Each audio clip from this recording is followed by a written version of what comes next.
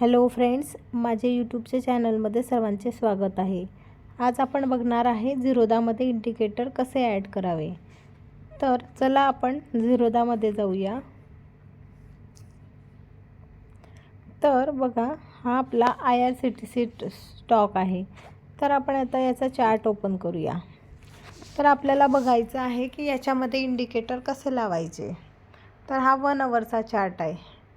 1 आवरच्या चार्टमध्ये कोणत्याही चार्टमध्ये लावू शकतो आपण। 5 मिनिटचा चार्टसुद्धा बघू शकतो। बघा, इथून चार्ट बघता येतो। इथून आपल्याला 5 मिनिट किती मिनिटचा चार्ट पाहिजे, 1 आवरचा चार्ट पाहिजे तर 1 आवरचा चार्ट। इथं सर्व इंडिकेटर सर्व दिलेलं आहे।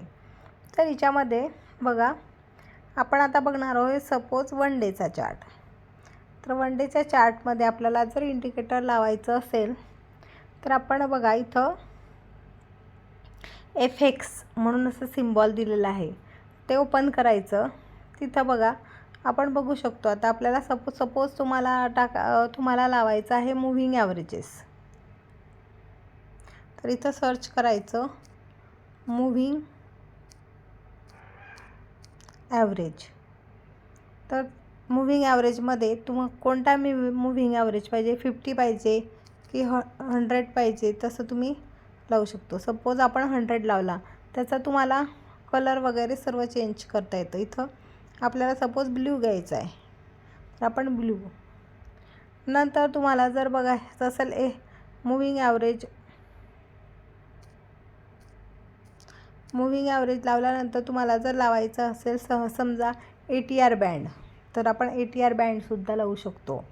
नंतर व्हॉल्यूम्स जर बघायचे असतील स्टॉकवर, तर इथं व्हॉल्यूम्समध्ये तुम्ही सिलेक्ट करू शकतात व्हॉल्यूम।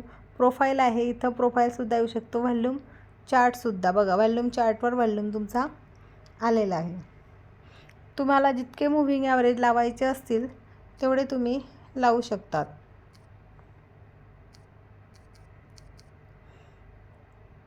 सपोज तुम्हाला ATR ट्रेलिंग स्टॉप लॉस लावायचा आहे।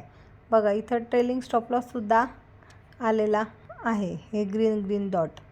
तर अशा प्रकारे आपण आता बघितलं की झिरोदाला आपण हे कसे लावू शकतो।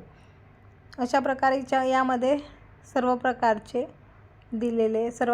इंडिकेटर दिलेले आहे। MACDसुद्धा दिलेला आहे।